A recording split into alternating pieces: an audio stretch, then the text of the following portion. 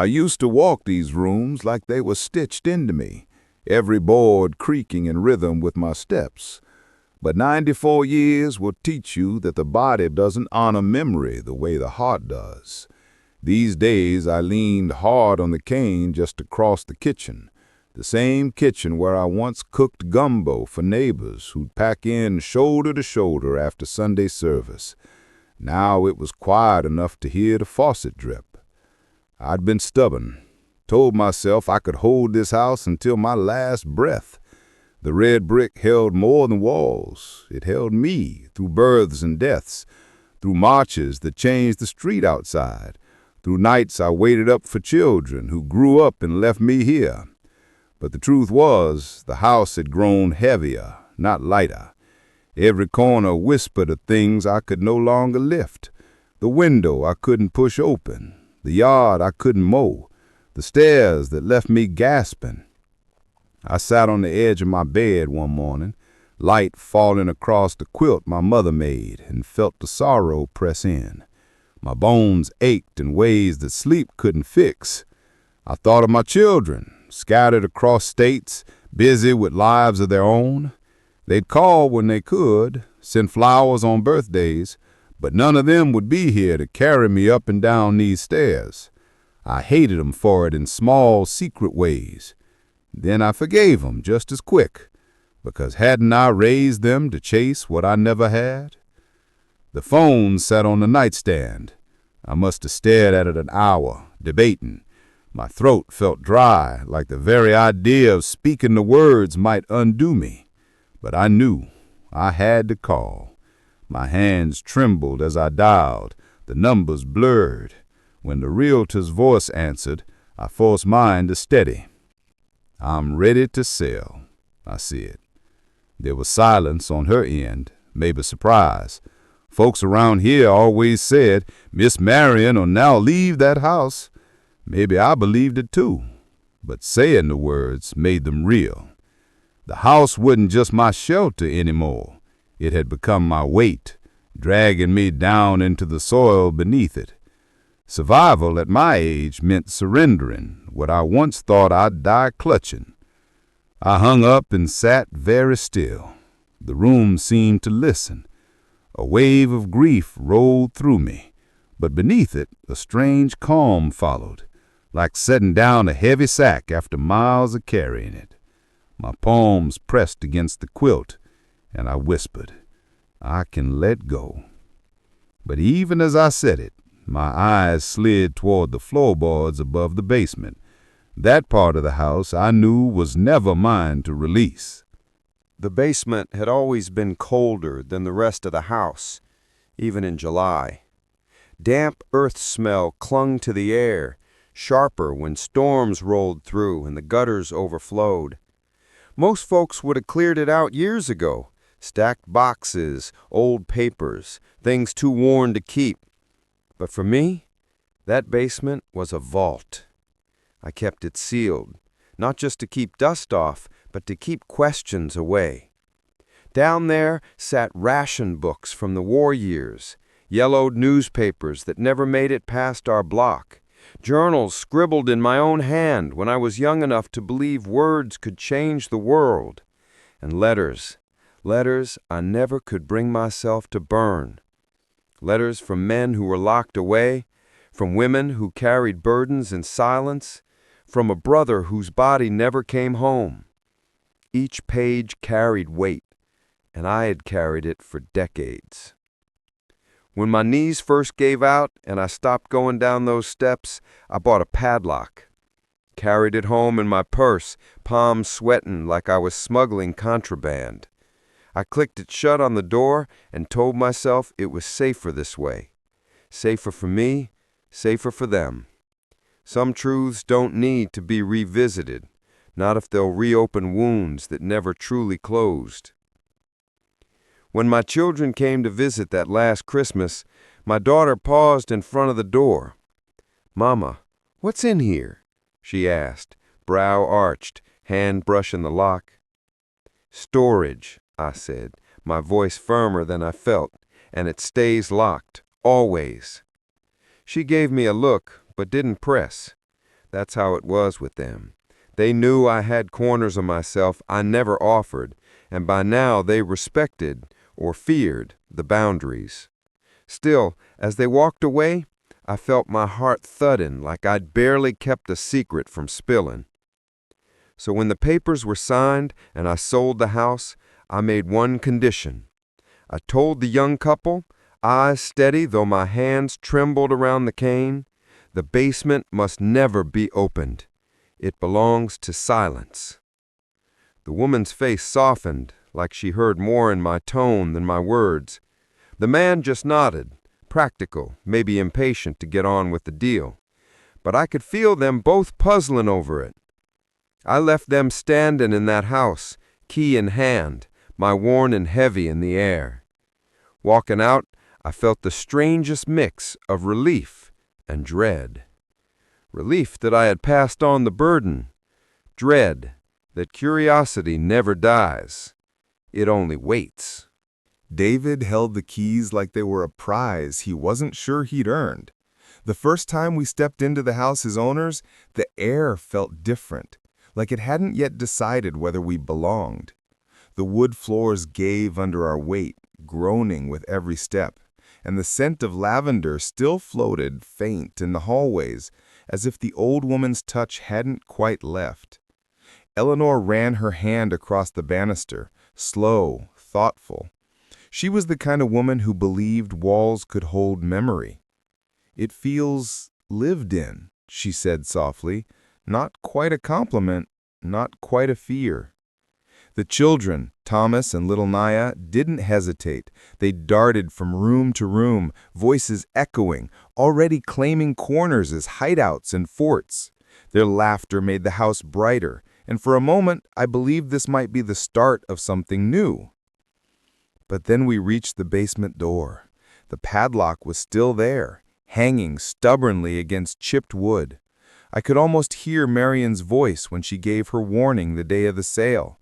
"It belongs to silence." The words had settled into me heavier than I cared to admit. Thomas tilted his head, eyes wide. "Is there treasure down there?" Naya pressed her face against the crack like she might glimpse something. "It smells funny," she giggled. Eleanor didn't laugh. She stood a little straighter, her expression unreadable. "If she said it stays locked, it stays locked," she told the kids.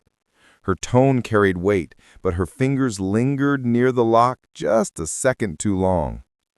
I wanted to push the questions aside, focus on the blessing of finally owning a home. For years, we'd scraped together savings, dreaming of stability, of land that was ours, a place no landlord could take us, no notice could push us out of. Roots. That mattered more than one locked door. So we bought it anyway. We unpacked boxes, painted walls, filled the kitchen with the smell of frying onions and sweet cornbread. We let the laughter of our children stitch itself into the echoes of the house. Still at night, when the quiet stretched long, I would think about that lock, about Marian's eyes, dark, steady, carrying something she wasn't willing to hand over.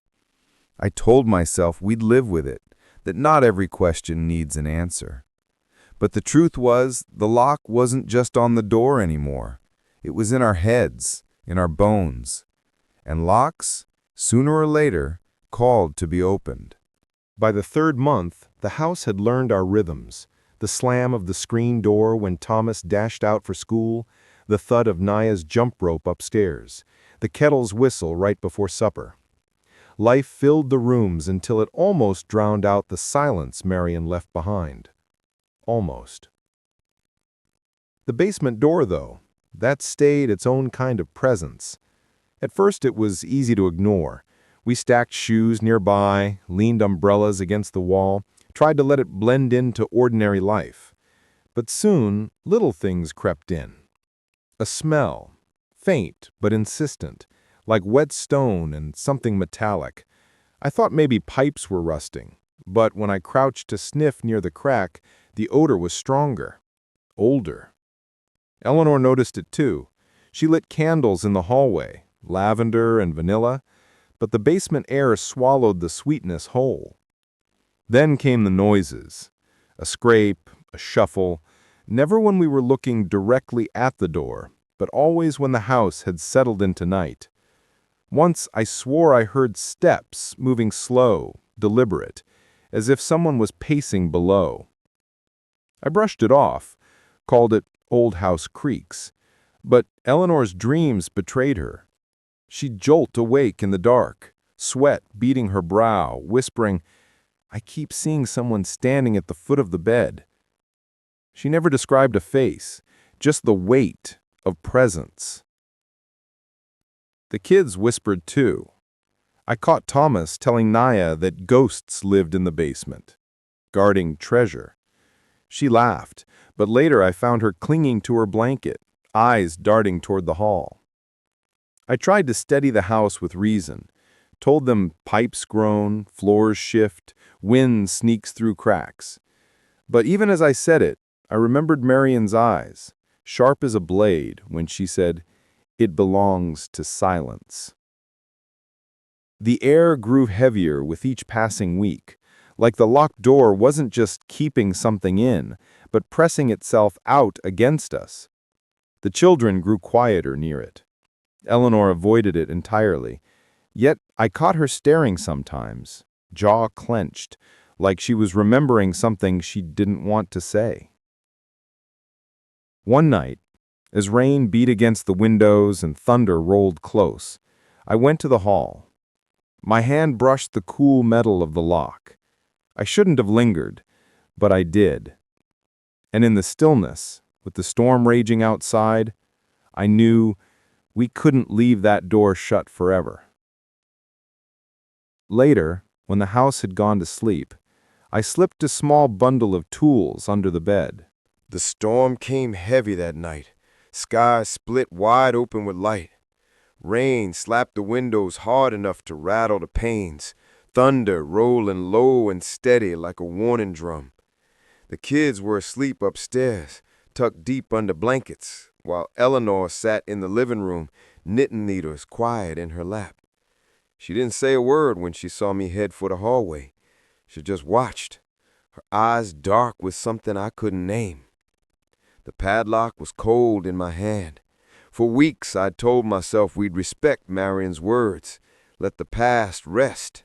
But the smell had grown sharper, the air thicker. The house didn't feel like it was ours, not fully, while that door stood between us and whatever it hid. I slid the bolt cutter into place. The blades bit down with a force that echoed louder than thunder. Click! The lock split clean, falling into my palm with a weight far heavier than its size. That sound rang through the hallway, a roar in my ears, like I'd broken more than metal. Eleanor appeared at my side, lips pressed tight, hands trembling just enough for me to see. She didn't try to stop me, though. She only whispered, "Lord, forgive us." The door groaned when I pulled it open. A draft of cold, wet air rushed up, thick with mildew and the musk of stone. For a moment we just stood there at the top of the stairs, flashlight beams slicing into the dark.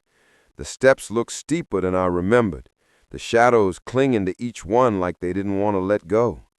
I started down, each footfall loud, deliberate. Eleanor followed, one hand gripping the rail, the other clutching a robe. The flashlight caught shelves along the wall, stacked high with boxes and trunks, their lids coated in decades of dust. Cobwebs hung thick, shivering as we passed. Every breath felt like trespass. Every step felt like we were sinking deeper into something we weren't meant to touch. At the center of the room, a trunk waited. I knelt, fingers brushing the rusted clasp, then opened it.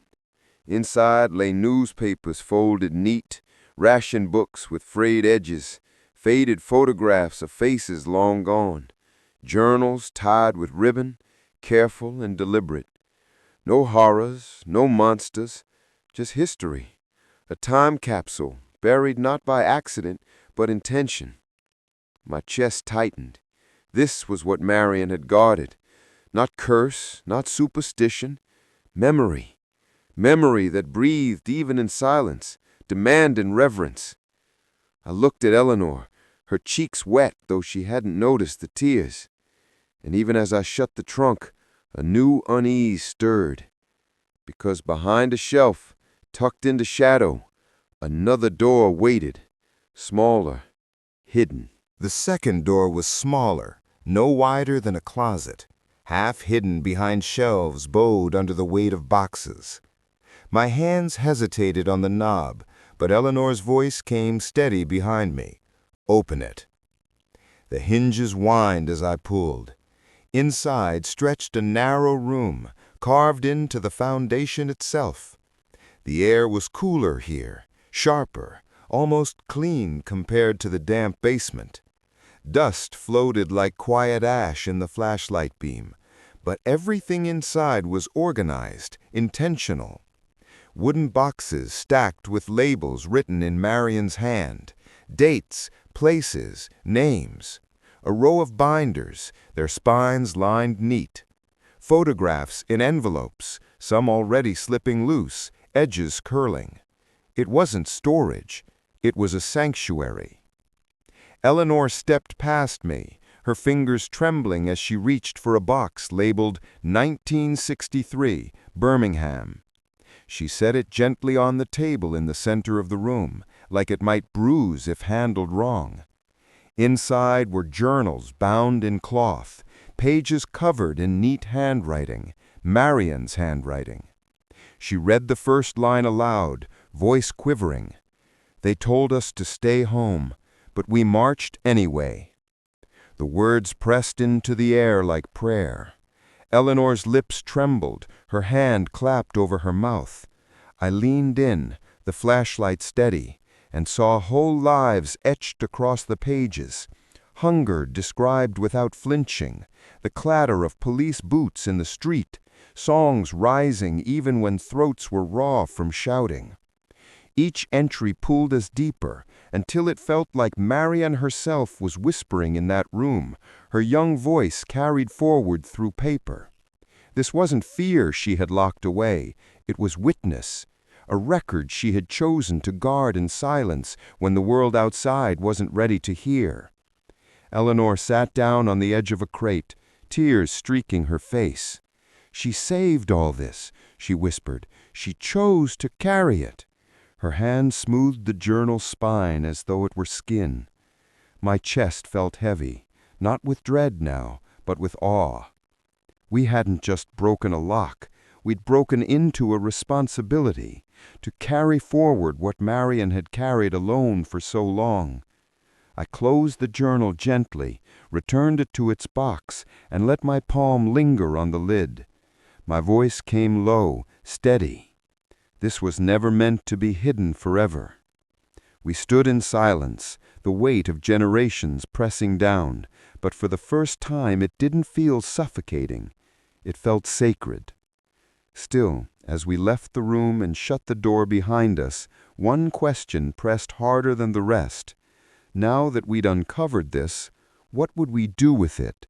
We didn't sleep much after that night.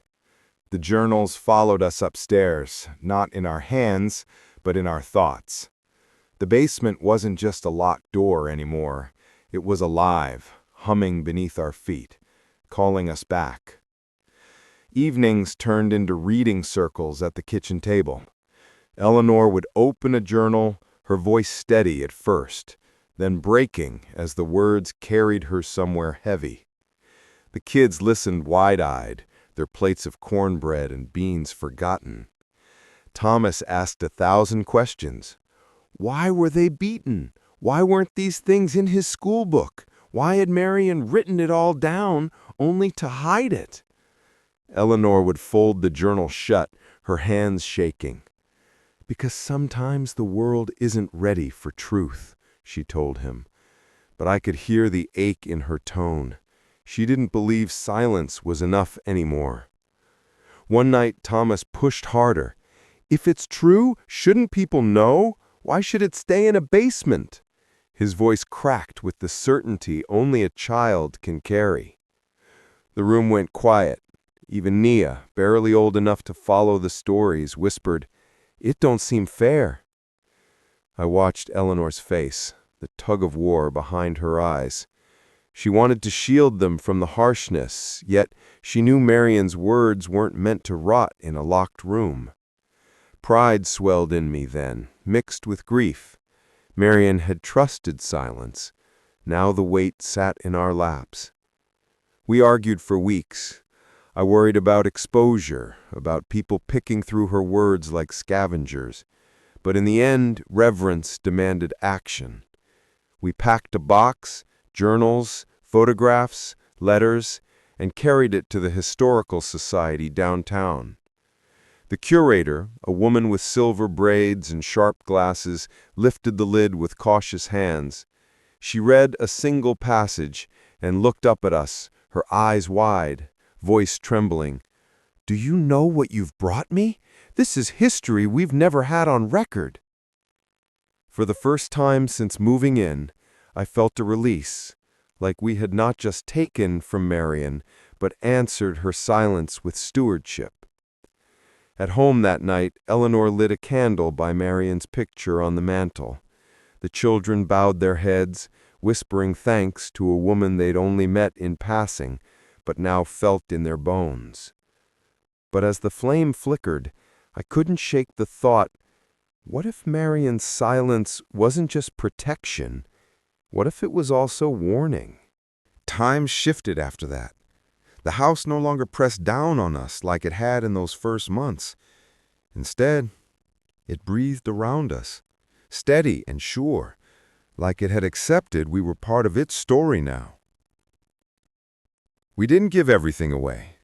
One journal stayed on our mantel, Marian's handwriting resting between a brass frame and her photograph. It wasn't decoration. It was reminder. Some nights Eleanor would run her fingers across the cover, lips moving in prayer. Other nights Thomas would flip a page, reading aloud until Nia leaned against him, eyes wide with wonder. Word spread in the neighborhood. Folks stopped by with sweet potato pie or collard greens, curious to hear about Miss Marian's basement. At first we were cautious, but slowly we let them in. Not just into the house, but into the circle. We read passages together, voices trembling as they carried the weight of old pain and fresh pride. Some neighbors remembered bits of those years, their own stories slipping out to meet hers. At school, Nia stood up during Black History Month and said, "My house has a basement full of history." Her teacher called us in, eyes bright, asking if we'd consider sharing with the class. And so, Marian's voice reached further, past walls, past silence. The basement itself became something different. No longer a place of fear or secrecy, it turned into sacred ground. We didn't lock it again. We kept it clean, boxes lined neatly, the air heavy, but not hostile. When visitors came, we led them down with reverence, not curiosity. We told them, this is testimony, not treasure. It took me months to understand, but one evening, sitting on the porch with Eleanor, I finally said it out loud. She wasn't denying us. She was testing us. Eleanor nodded, her knitting paused in her lap. To see if we'd treat it like inheritance, not possession. That's what we became. Not just owners of a house, but custodians of a legacy. And living in that house meant carrying more than our own stories. It meant carrying hers and all the names and voices she had refused to let vanish. When I walk the halls now, the floors still creak, but the sound feels different. Not burden, not warning, just memory. A rhythm reminding us we are part of something larger, something that will outlast us. And I know, someday, when we hand over these keys, the house will still be breathing, waiting for the next hands willing to listen.